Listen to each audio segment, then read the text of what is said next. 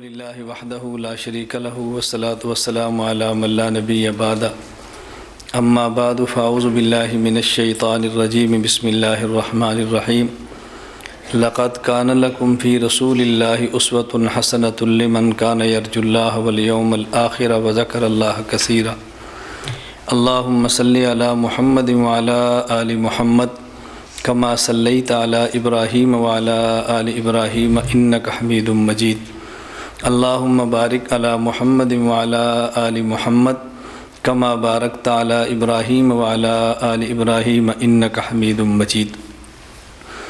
حضور اکرم صلی اللہ علیہ وسلم پوری امت کے شب و روز کے لیے نمونہ اور اسوہ حسنہ ہیں۔ کوئی انسان چاہے کہ میں اپنی 24 گھنٹے کی زندگی عبادت بناؤں تو اس کا سب سے بہترین اور واحد راستہ یہ ہے کہ 24 گھنٹے کی زندگی حضور اکرم صلی اللہ علیہ وسلم کے مبارک طریقوں کے مطابق گزار لے۔ کسی بھی عبادت کے اندر 2 چیزیں بنیادی ہیں، نمبر 1 حکم خدا اور نمبر 2 طریقہ مصطفیٰ۔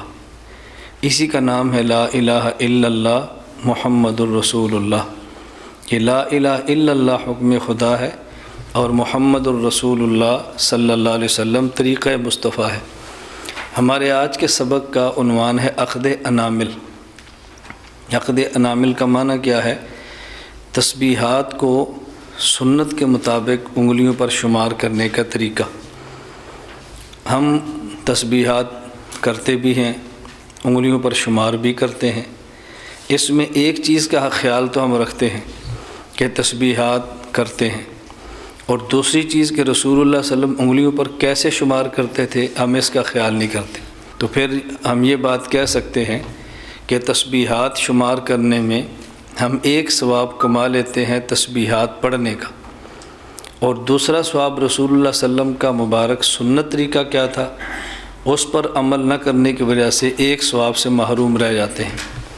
تو عبادت تو کامل تبھی بنے گی نا کہ ہم عبادت کریں اور ایسے کریں جیسے رسول اکرم صلی اللہ علیہ وسلم فرمایا کرتے تھے۔ تو عقد انامل کا معنی ہے انگلیوں پر تسبیحات کو شمار کرنے کا مسنون طریقہ کیا ہے۔ پہلے یہ بات سمجھیں کہ آپ حضرات نے منطق میں دلالت کی 6 قسموں میں ایک قسم پڑھی ہے، دلالت غیر لفظیہ وضعیہ۔ دلالت غیر لفظیہ وضعیہ، لفظ نہ ہو لیکن خاص معنی کے لیے اس کو وضع کیا گیا ہو، اس سے خاص معنی ادا ہو۔ ہمارے ہاں منطق کی کتب میں اس کی 3 مثالیں عموماً دیتے ہیں، عقود، نصب، اشارات۔ اشارات تو ہم سمجھتے ہیں، ہمارے اساتذہ بتلاتے ہیں کہ جیسے ٹریفک پولیس والا چوک پہ کھڑا ہوتا ہے تو ایسے اشارہ کرتا ہے، اس کا معنی کہ گاڑی رک جائے، ایسے اشارہ کرتا ہے، اس کا معنی کہ گاڑی ادھر چلی جائے۔ اب یہ ہاتھ لفظ تو نہیں ہے، لیکن ہاتھ کا جو خاص اشارہ ہے یہ لفظ نہیں ہے، لیکن اس سے مراد یہ ہے کہ سٹاپ۔ جب ہم ہاتھ کو یوں کریں گے تو یہ لفظ تو نہیں ہے لیکن اشارہ ہے، اور اشارے کا معنی کیا ہے کہ اب یوں جاؤ۔ اسے کہتے ہیں دلالت غیر لفظیہ وضعیہ۔ یہ میں صرف اہل علم کے لیے عرض کر رہا ہوں، عوام الناس کے الفاظ سے کوئی تعلق نہیں ہے۔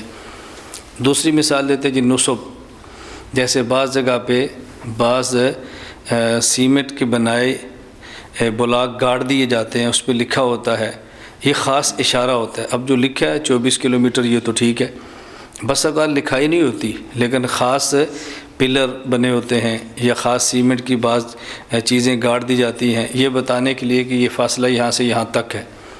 اور اسی طرح عقود، عقدن کی جمع ہے۔ اب عقدن کا معنی کیا ہوتا ہے؟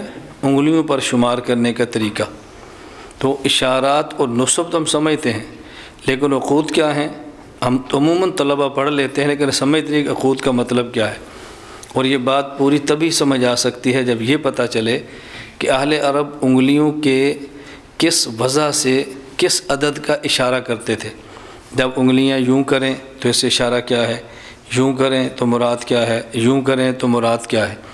تو میں اس لیے گزارش کر رہا تھا کہ عربوں میں خاص طریقہ تھا، ایک انگلی دوسری انگلی کے ساتھ ملائیں یا ایک انگلی کو خاص انداز میں رکھیں تو اس سے خاص عدد بنتا ہے، اسے کہتے ہیں عقد انامل۔ حضور اکرم صلی اللہ علیہ وسلم نے اپنے ارشاد مبارک سے ترغیب بھی دی ہے اور اپنے عمل مبارک سے تعلیم بھی دی ہے۔ میں اکثر آپ حضرات سے کہتا ہوں کہ الفاظ ضرور سمجھا کریں کہ اس مفہوم کو کن الفاظ سے ادا کرنا ہے۔ حضور اکرم صلی اللہ علیہ وسلم نے اپنے ارشاد مبارک سے ترغیب دی ہے اور اپنے عمل مبارک سے تعلیم بھی دی ہے۔ پہلے نبی کریم صلی اللہ علیہ وسلم کا مبارک ارشاد سنیں۔ حضرت یسیرہ رضی اللہ تعالی عنہ کانت من المہاجرات، صحابیہ عورت تھی۔ ان سے منقول ایک روایت موجود ہے، جامع ترمذی ابواب الدعوات باب فی فضل التسبیح والتحلیل والتقدیس۔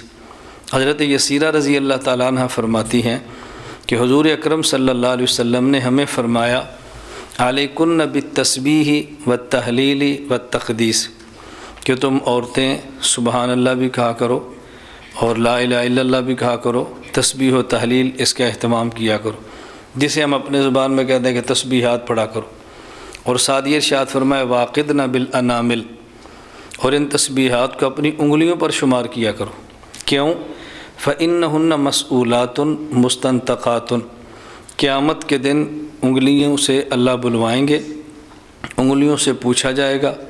تو جس طرح آدمی ہاتھ سے گناہ کرے تو قیامت کے دن ہاتھ بول کر کہے گا کہ مجھ سے گناہ کیا ہے، اور اگر ہاتھ سے نیک عمل کرے تو قیامت کے دن ہاتھ بول کر گواہی دے گا کہ اس نے مجھ سے نیک عمل کیا ہے۔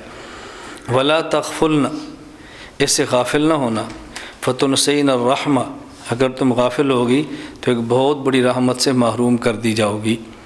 اب اس حدیث مبارک سے صرف اتنا ثابت ہوا کہ نبی کریم صلی اللہ علیہ وسلم نے انگلیوں پر تسبیحات کو شمار کرنے کی ترغیب